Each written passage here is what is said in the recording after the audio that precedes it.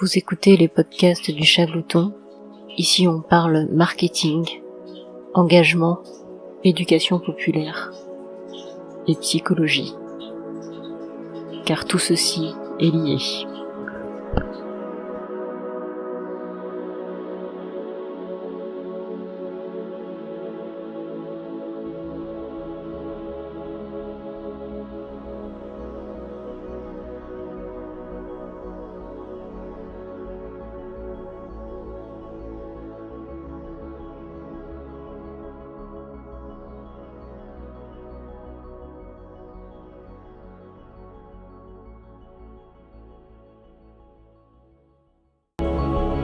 On est sur un focus marketing et aujourd'hui, on va expliquer pourquoi le marketing électoral, c'est surtout du marketing relationnel.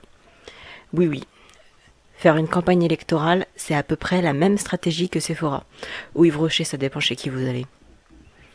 Du moins, c'est la stratégie qui fonctionne le mieux. Le principe du marketing relationnel, c'est d'entretenir une relation avec la cible qu'on a réussi déjà à atteindre pour éviter un maximum d'aller prospecter ailleurs. Pourquoi ? Parce que d'après le principe de Pareto, 80% du chiffre d'affaires vient de 20% des clients. Et c'est pareil en politique. 80% des voix obtenues viennent de 20% des électeurs.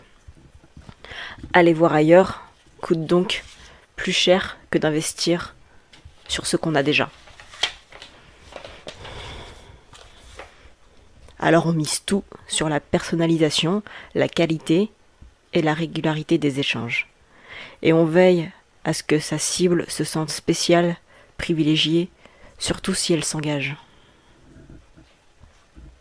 C'est ce que fait Sephora avec ses paliers de cartes de fidélité selon la fréquence et le montant des achats, et c'est aussi ce que font les politiciens.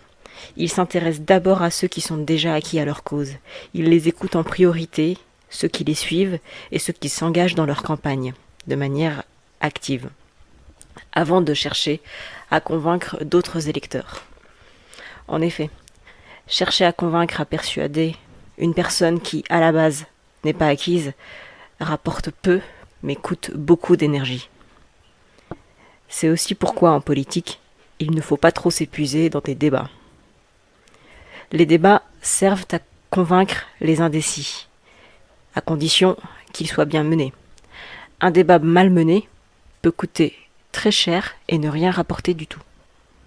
On a souvent tendance à réduire les campagnes électorales à des débats, des polémiques, des sondages d'opinion, voire à des conflits ou des scandales.